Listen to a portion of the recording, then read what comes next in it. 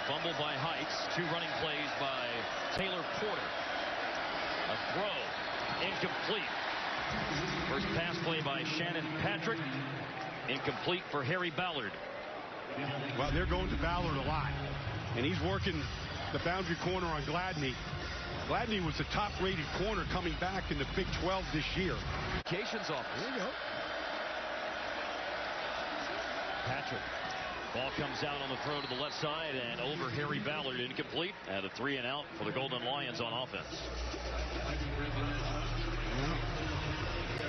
Take a look here. Outside, Gladney right here on the outside, grabbing his jersey.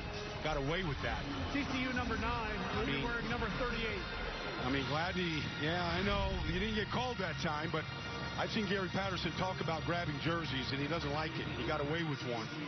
And throw out of the backfield. Blitz coming. Coming.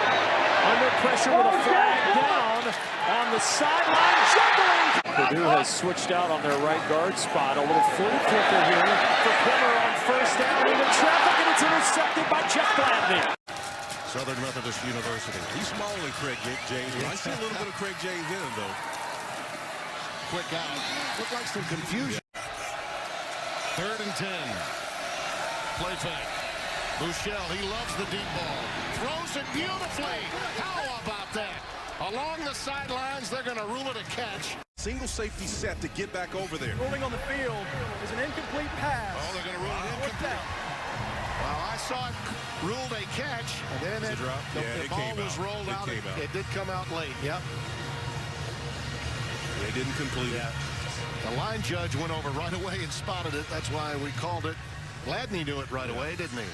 Rocher is in the slot, and you see he's the chain mover. Great defensive play.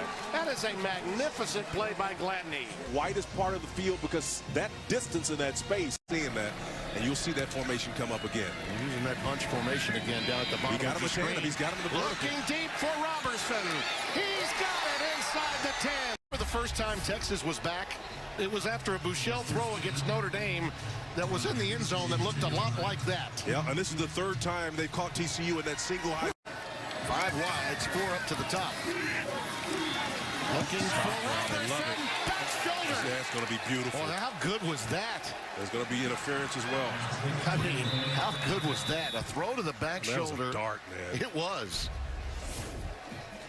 Gladney is there in coverage with him. And I love how he stuck him out of bounds, but the flags were thrown. Yeah, he pushed him out of bounds. Clearly. I thought he had a shot at bringing it in. I really did. Illegal touching. Offense. Number 8. Went out of bounds. Came back in bounds.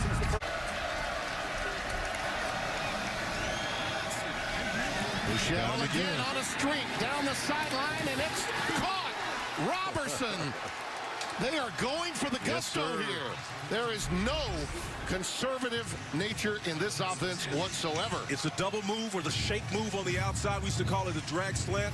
Or if it's the opposite, he's going to the outside. It's just an up and out. Be smart. Take the jet sweep. Stanley. You're going down the sideline, and that's incomplete. Very tough defense to play. You got to have somebody rise up, make some stops, make a play. 0 of 4, make it now 0 of 5. Kansas is on 3rd down. That was intended for Stephon Robinson too high. See Puka Williams on the block in the middle of this. Your running back down, and credit this Gary Patterson, TCU defense. They've been where they needed to be all day. Now they're bringing pressure. Stanley down the sideline, overthrows his receiver, but there's the flag. Holding. Defense number 12. 10 yards from the previous spot. Automatic first down. That's Gladney. Yep.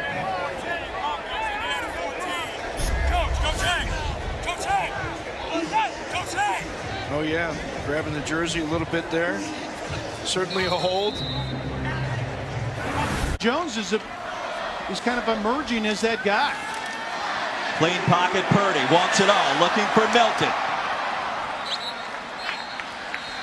Gladney in coverage. Poe on this 3rd down play. Purdy, here comes pressure, releases, caught, first down. Been there in that run game where you have to make those subtle adjustments. On third down, Purdy has his man. He can win the conference. Plus territory now for Brock Purdy.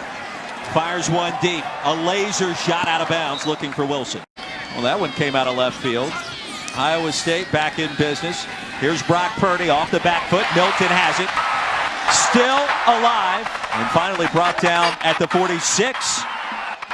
And instead, making a call at the line with 5 to snap it.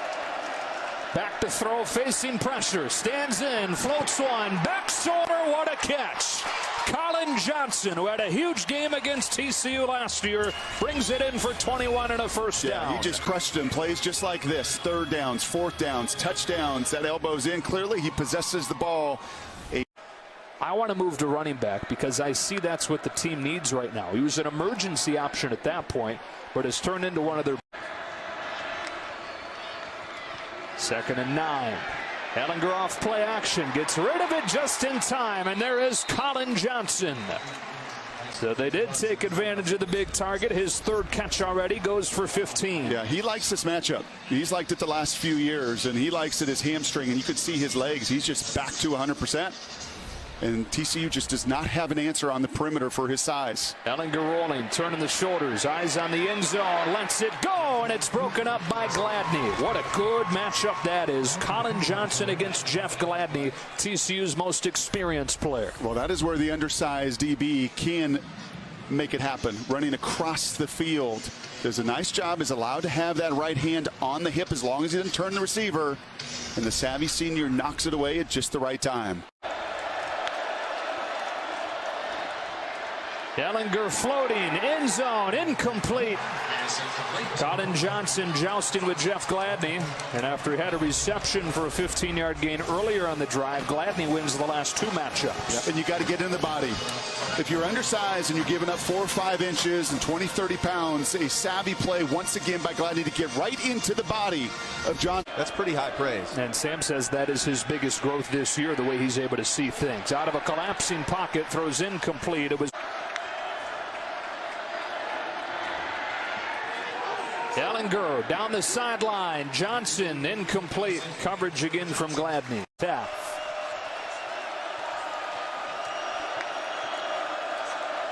On 3rd and long, they'll trust the veteran quarterback. Steps into pressure. Wants Johnson. He's got it. Inbounds and a first down. Wow. That was an incredible throw. 5-man rush bearing down into Ellinger. He has one spot to throw it. The guts to throw that on 3rd and 16, and then ultimately the trust to believe you're big. This TCU defense. 1st and 10. They fake the flip into the short side. End zone for Johnson. Goes up the ladder, but incomplete. Again, it's Johnson against Gladney. I don't know about you, but I can't wait for another half of this matchup. Yeah, and then you're going to get it. You're going to get 4 or 5 more of these opportunities, just one-on-one situations. This is what you call good on good, best on best. And just by inches, Collins out of bounds. 2 of the best players at their respective positions in the Big 12, head-to-head right there. The first play of the 2nd half. That's Ingram that swings across the formation, and a quick throw to Colin Johnson, going right back to him. Jeff Gladney quickly with a tackle. Watch the back. Ellinger, end zone. Johnson adjusts with a flag down. He's got it for a touchdown, but did he push off? Judging by the lack of celebration from Johnson, I think that he knows he's guilty. Yeah, you can get away with it if you just keep that arm inside, right? If you almost... Ellinger rolls. Lets it fly. Incomplete. Johnson defended tightly by Gladney. And Stanford, high hopes for him. Texas opens this drive with an Ellinger throw to Colin Johnson. Strong hands to... 3-man twist up front. It's picked up, so Ellinger with time. Will somebody come free? Colin Johnson on the sideline with a flag down.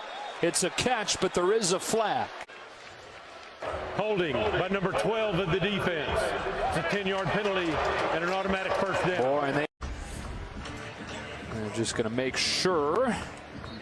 Wow, what a catch, huh? Amazing awareness, isn't it? And flexibility. Goodness. 7 receptions for Johnson today, matching Duvernay.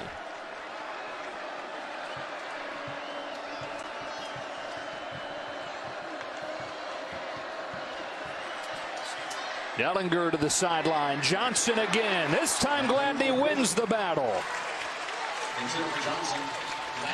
Football can be so complex at times, right? We study all these details. Now, offenses will have a couple hundred plays, and then ultimately it comes down to these one-on-one situations. How many different battles between these two warriors? Got 2 to snap it here. They get it off in time. 8 in coverage. That ball is tipped and incomplete. Jeff Gladney has had his mark all over this game. He got his hand on it there to make it 2nd and 10. There are a lot of NFL people here. He's a little slow to get up. He's actually going to hop off the field, but he baits that throw, the corner route behind him, and the tip nearly ends up in the arms for the 4th time of a Horned Frog. Motion the receiver. With backside pressure, but he lets it fly. Sanders going downfield, in and out of the arms of his receiver. Dylan Stoner looked like he might have had it in his hands, but Jeff Gladney knocked it out. It'll be 2nd down and 10. And look for Dylan Stoner to be a big target today. He's been a productive receiver in his first 2 seasons. Oh, that ball he's got to catch. Perfect throw by Spencer Sanders. Jockeying for position. Ball hits him right between the hands. And that's a catch that Look at a throw. Incomplete. Good coverage on the edge. Gladney matched up against Stoner again. Fortunately, out for the rest of the season. Pass high and incomplete, intended for Stoner.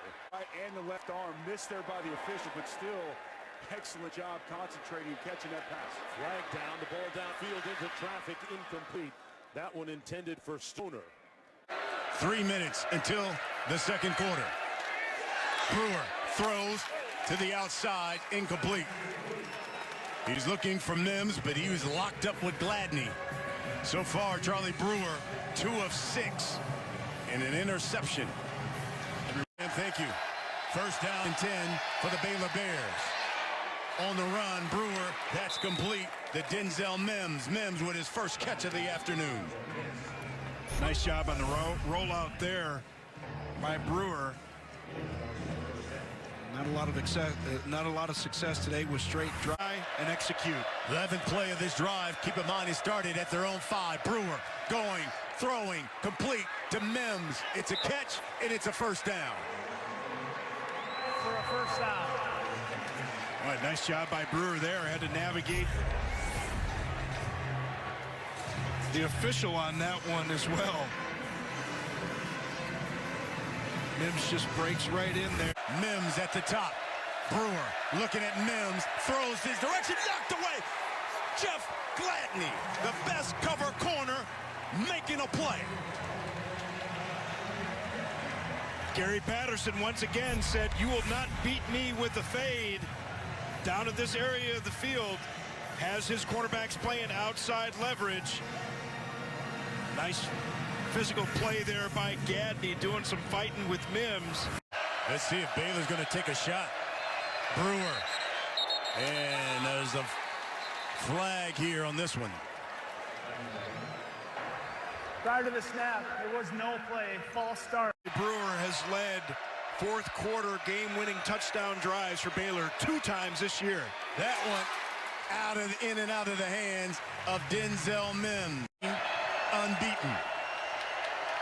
Brewer steps up and throws to the outside. The Fleeks. Bears have got 3 timeouts. Brewer going for it. Down the sideline. Incomplete. And a flag.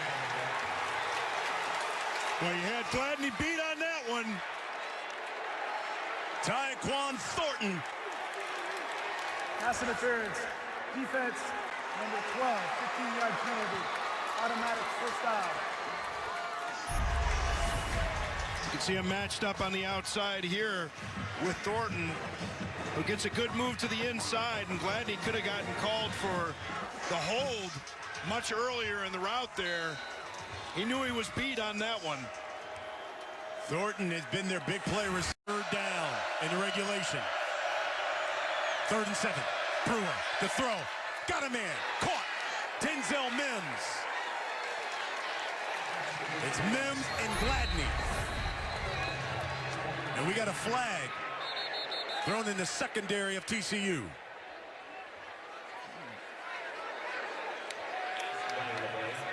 It's that outside leverage that Brewer, throw over the middle, caught, Mims, touchdown. by Mims. You're going to see Brewer just get blasted on this one after throwing that ball. Got Gladney matched up on him now, and he's been matched up on him most of the day today. Not sure why he wasn't on Mims that time. Hasty in motion. He got the rock. No, it's a fake. And thrown. Incomplete to Mims. That was a great fake to Hasty, who came in motion. It's a great fake and just wasn't able to get a whole lot on that throw. Mims got his hands on it. Gladney did a nice job fighting until the end of the play. You see he's throwing back across his body with Bethley in his face. Mims, I think it was really just contact with the ground that probably knocked that ball out. We're out of Mansfield, Texas. Little sidearm sling and a huge hit.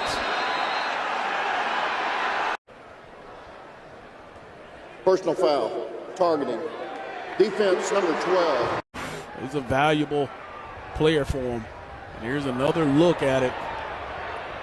Well, I just hope Rigdon is okay. I mean, that shot that's hard to watch.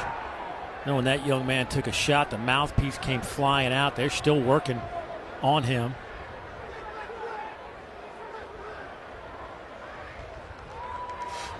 I saw Rigdon sit up. After further review, the ruling on the field of targeting has been confirmed. Number 12 is disqualified. Short to look to throw.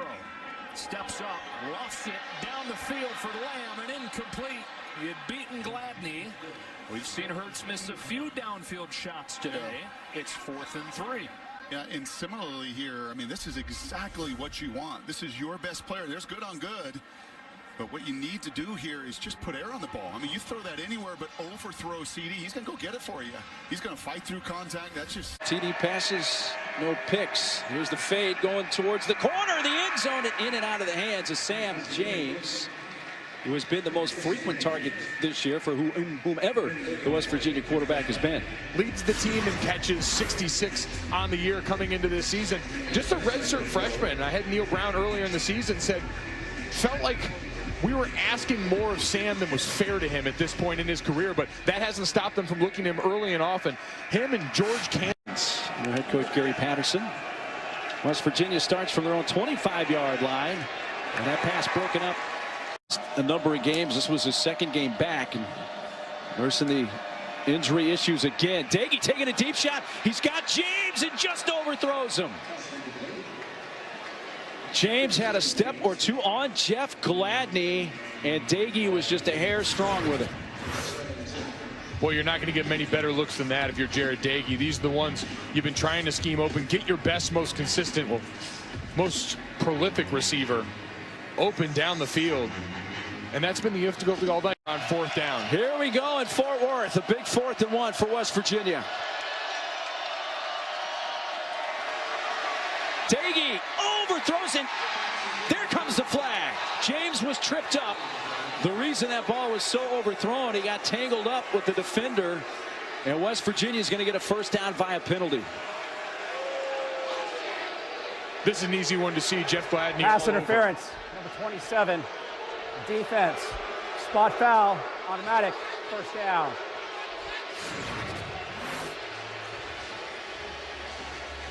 Gladney, number 12, at the top of the screen here. As soon as you see that jersey yank right there, it becomes the easiest call in the world for an official. So a first down for West Virginia from the 48.